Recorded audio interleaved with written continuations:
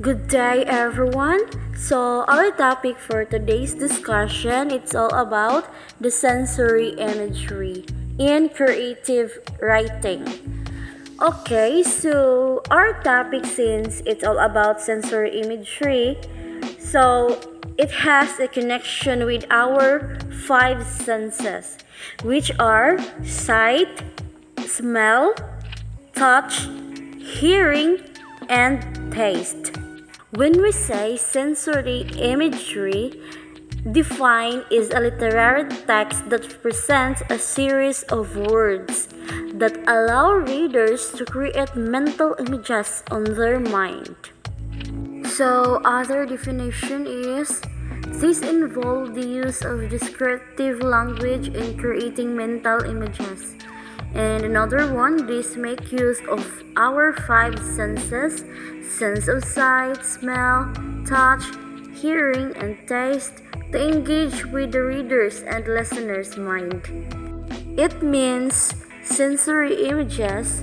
It is important to use in literary pieces like poem, short stories, and songs in order to use our five senses that I mentioned earlier. So, there are five types of sensory imagery. First, visual imagery. Second, auditory imagery. Third, olfactory imagery. Fourth, gustatory imagery. The last one, tactile imagery. So all of this, it is a passage of writing can contain imagery that appeals to multiple senses. It is very useful to break down sensory imagery by our sense. Believe it or not, we all use and read sensory imagery every day. By sensory imagery, we mean descriptive language that engage the reader's five senses, which is the smell, sight, touch, hearing, and taste. So let's discuss first the first type of sensory imagery, which is visual imagery. So it is defined focuses on the physical attributes of a person, object, and place, and it includes color, size, shape, lightness or darkness, shade or hue. Then the last one is pattern. So these are the example of visual imagery. This poem, House Moving Castle by Diana Wynne Jones. It's talking about the size, shape of etc. And other examples is as she stepped out of the office building, she thought the bright, beaming sunlight would blind her. Immediately, she began rummaging through her purse for her Tom Ford shades. And the last example is his phone signaled, immediately setting his teeth on edge. He looked at the cracked screen, saw her name, and slapped the phone back down on his desk. So that's the example of visual. So next is auditory imagery. It focuses on how the way things sound. It includes alliteration and onomatopoeia in creating sounds. So as you can see, it is very understandable that it is hearing the sounds of what we hear, right? So there are examples of auditory. So first example here is the pitter patter of rain and whispering breeze had a progress into gushing downpour and howling wind. So that's the main example of auditory. So there are other examples here. She awoke to the chirping of birds and the soft whisper of a breeze as I passed through the tree outside her window. The last example is silence was broken by the peal of piano keys as she began practicing her concerto. The third type of sensory imagery is tactile imagery. is our sense of touch.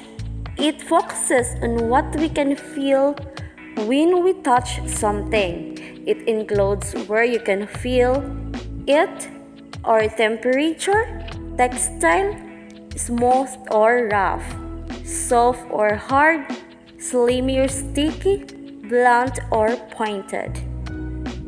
So these are the example of tactile imagery. So this poem is Porphyria's Lover by Robert Browning. And there are two examples here. Side, a gust of cold wind burst her body, and after the long run, he collapsed in the grass with tired and burning muscles. The grass tickled his skin, and sweat cold on his brow. So next is the fourth one, gustatory imagery. It is focuses on how the food tastes. Simply, this is your sense of taste. Gustatory imagery includes the 5 basic tastes: salty, sweet, bitter, sour, and savory. So there are also examples here in gustatory imagery. First is the candy melted in her mouth and swirls of bittersweet chocolate and slightly sweet but salty caramel blended together on her tongue. The next one is as he bit in the juicy burger, a variety of spices danced upon his tongue. The next is spicy flavor of the meat reminded her of her mother's culinary skills. And the last one is Ronnie took an orange slice, but to his surprise, it left a bitter lemon taste in his mouth. So that's are for the examples of gustatory.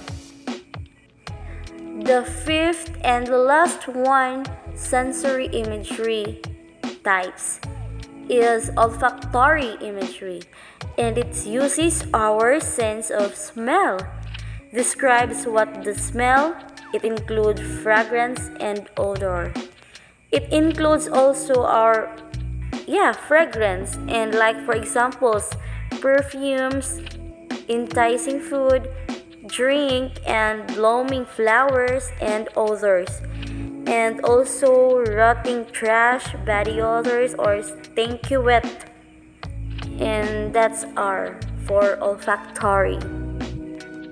Also, they have our examples here.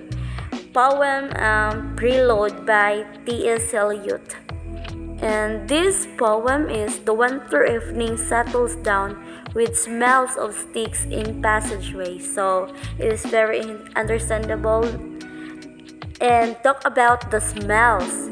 So 6 o'clock, the worn out ends of smoky days. The morning comes to consciousness of friend's stale smell of bear. So there are examples here also, and that's all. The 5 human senses: touching, hearing, smelling, and seeing, and the last one is tasting. So that's all of my discussion. But before we end, let's try these questions. Let's try to overthink this question. So, what is the purpose of sensory imagery in writing? So, try to overthink. What is it? Most writing contains some level of imagery. One reason fiction writes deal in significant concrete detail is to permit the reader the pleasure of arriving at their own judgments and conclusions through perceptual clues.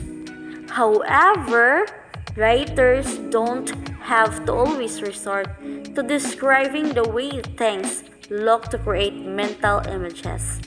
So that's the reason why and what is the purpose of sensory images in writing. And there are also here it is describing how something tastes, smells, sounds, or feels. not just how it looks, make a passage or scene come alive. So that's the purpose. So always remember what is the purpose of our topic today. And also, using a combination of imagery and sensory, imagery arms the reader with as much information as possible and helps them create a more vivid mental picture of what is happening. True. This is true. We cannot deny that every story we read, we identify something of the story or poem or either the song. To identify the five senses, we know that it is important, especially in our life, the sensory imagery. So that's all. Thank you for listening. Goodbye.